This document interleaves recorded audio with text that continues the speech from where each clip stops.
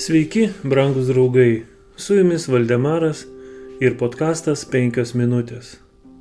Kristus mato mūsų galimybės. Todėl aš tau sakau, jei atleidžiama daugybė jos nuodėmių, nes ji labai pamilo, kam mažai atleista, tas menkai myli. Kristus žinojo aplinkybės, kurios paveikė Marijos gyvenimą. Jis galėjo užgesinti paskutinę vilties kibirkštėlę jos širdyje, bet to nepadarė. Jis pakėlė ją iš nevilties ir pražūties. 7 kartus ji girdėjo, kaip jis priekaištauja demonams, kurie valdė jos širdį ir protą. Ji girdėjo jį šaukiantis tėvo, kad jai padėtų. Ji žinojo, kokia bjauri yra nuodėmė jam, kurios skaistybė nesutepta. Jo galios jėga ji įveikė piktasias dvasias. Žmonėms jie atrodė beviltiška nusidėjėlė, o Kristus įžvelgė, kad Marija sugeba siekti gėrio. Atpirkimo planas suteikė žmonijai didelės galimybės, o Marija buvo viena iš tų, kuriems jos turėjo būti įgyvendintos. Jo malonės dėka ji tapo dieviškos malonės dalininkė.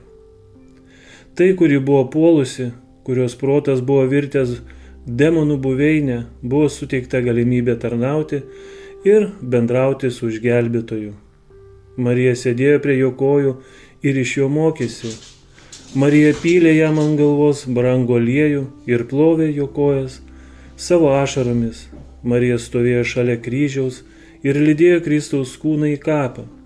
Marija buvo pirmoji prie kapo po išgelbėtojo prisikėlimo. Pirmoji paskelbė apie jo prisikėlimą. Jėzus žino kiekvieno žmogaus širdies būseną. Tu gali sakyti, aš esu nusidėjėlis, labai nusidėjęs. Tu gali būti nusidėjęs, tačiau jo blogesnis tu esi, juo labiau tau reikia Jėzaus.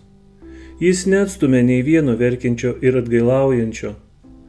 Jis dosniai atleidžia visiems, kurie ateina pas jį, trokšdami atleidimo ir atgaivos.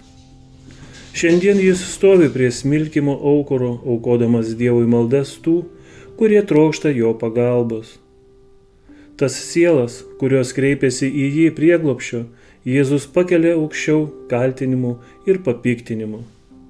Joks žmogus ar piktasis angelas negali jų apkaltinti. Kristus suvienyje juos su savo paties dieviška žmogiška prigimtimi. Jie stovi šalia didžiojo, nuodėmių nešiotojo, nuo Dievo sosto sklindančioje šviesoje. Su jumis buvo Valdemaras ir podkastas 5 minutės.